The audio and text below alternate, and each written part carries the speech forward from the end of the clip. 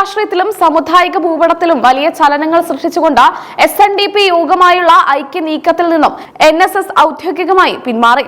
ഏറെ നാളായി ചർച്ച ചെയ്യപ്പെട്ടിരുന്ന ഹിന്ദു ഐക്യം എന്ന ആശയത്തിന് വലിയ തിരിച്ചടിയാകുന്നതാണ് പെരുന്നയിലെ NSS ആസ്ഥാനത്ത് നിന്നും പുറത്തുവന്ന ഈ നിർണായക തീരുമാനം.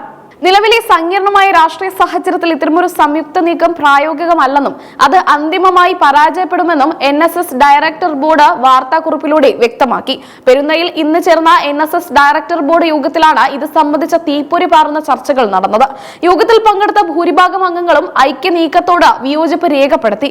രണ്ട് സംഘടനകളും വ്യത്യസ്തമായ ആചാരങ്ങളും വിശ്വാസങ്ങളും പിന്തുടരുന്നവരാണെന്നും രാഷ്ട്രീയ ലക്ഷ്യങ്ങൾ മുൻനിർത്തിയുള്ള ഐക്യം സംഘടനയുടെ തനിമയ്ക്ക് കോട്ടം വരുത്തുമെന്നും അംഗങ്ങൾ വാദിച്ചു. NSSന്റെ അടിസ്ഥാന മൂല്യങ്ങളിൽ നിന്ന് യാതൊരു കാരണവശാലും വ്യതിചലിക്കാനില്ലെന്ന് നേതൃത്വം ഉറപ്പിച്ചു പറഞ്ഞു. മന്നത്ത് പത്മനാഭൻ വിഭാവനം ചെയ്ത തത്വങ്ങൾ മുറുകെ പിടിക്കാനാണ് സംഘടനയുടെ തീരുമാനം. വിവാദമായ സമദൂര നിലപാടിൽ തന്നെ ഉറച്ചു നിൽക്കാനും NSS തീരുമാനിച്ചു. എല്ലാ രാഷ്ട്രീയ പാർട്ടികളോടും ഒരേ അകലം പാലിക്കുന്നതാണ് സംഘടനയ്ക്ക് നല്ലതെന്ന് ഡയറക്ടർ ബോർഡ് നിരീക്ഷിച്ചു. നേരത്തെ SNDP യോഗം ജനറൽ സെക്രട്ടറി വെള്ളാപ്പള്ളി നടേശനും NSS general secretary G Sukumaran നായരും തമ്മിൽ നടത്തിയ കൂടിക്കാഴ്ച വലിയ വാർത്തയായിരുന്നു.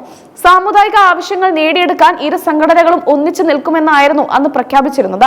ഈ പ്രഖ്യാപനം കേരളത്തിലെ രാഷ്ട്രീയ പാർട്ടികളിൽ വലിയ ആശങ്കയുണ്ടാക്കിയിരുന്നു. എന്നാൽ ആ ആവശ്യത്തോടെ തുടങ്ങിയ ഐക്യ ശ്രമങ്ങൾ ഇപ്പോൾ പാതി വഴിയിൽ നിൽക്കുന്ന കാഴ്ചയാണ് കാണുന്നത്. സുകുമാരൻ നായർ തന്നെ ഈ പിന്മാറ്റത്തിന് അംഗീകാരം നൽകിയെന്നത് ശ്രദ്ധേയമാണ്. ഡയറക്ടർ ബോർഡിലെ ഭൂരിഭാഗം പേരുടെയും വികാരം മാനിച്ചുകൊണ്ടാണ് സുകുമാരൻ നായർ തന്നെ മുൻപിലെത്തി നിലപാട് തിരുത്താൻ തയ്യാറായതെന്ന് അടുത്ത വൃത്തങ്ങൾ സൂചിപ്പിക്കുന്നു. സംഘടനയ്ക്കുള്ളിൽ ഭിന്നത ഉണ്ടാകാതിരിക്കാനാണ് ജനറൽ സെക്രട്ടറി ഭൂരിപക്ഷ അഭിപ്രായത്തിനൊപ്പം നീങ്ങുന്നത്. ഇത് അദ്ദേഹത്തിന്റെ പക്വമായ രാഷ്ട്രീയ നീക്കമായും വിലയിരുത്തപ്പെടുന്നുണ്ട്. SNDP നേതൃത്വം പലപ്പോഴും ഇടത് വലത് മുന്നണികളോട് സ്വീകരിക്കുന്ന മൃദുസമീപനം NSS അണികൾക്കിടയിൽ അതൃപ്തി ഉണ്ടാക്കിയിരുന്നു. ഇതാണ് പിന്മാറ്റത്തിന് ഒരു പ്രധാന കാരണം. സംവരണ വിഷയത്തിലും മറ്റ് ഇരു സംഘടനകൾക്കും വ്യത്യസ്തമായ നിലപാടുകളാണുള്ളത്. സാമ്പത്തിക സംവരണ കാര്യത്തിൽ NSS എടുത്ത നിലപാടിനെ വെള്ളാപ്പള്ളി നടേശൻ പലപ്പോഴും എതിർത്തിരുന്നു. ഇത്തരം നയപരമായ വിയോജിപ്പുകൾ നിലനിൽക്കെ വെറുമൊരു ഉപരിപ്ലവമായ ഐക്യം ഗുണം ചെയ്യില്ലെന്ന് ഡയറക്ടർ ബോർഡ് യോഗം വിലയിരുത്തി. ഇത് അണികളെ ആശയക്കുഴപ്പത്തിലാക്കുമെന്ന് ബോധ്യപ്പെട്ടു.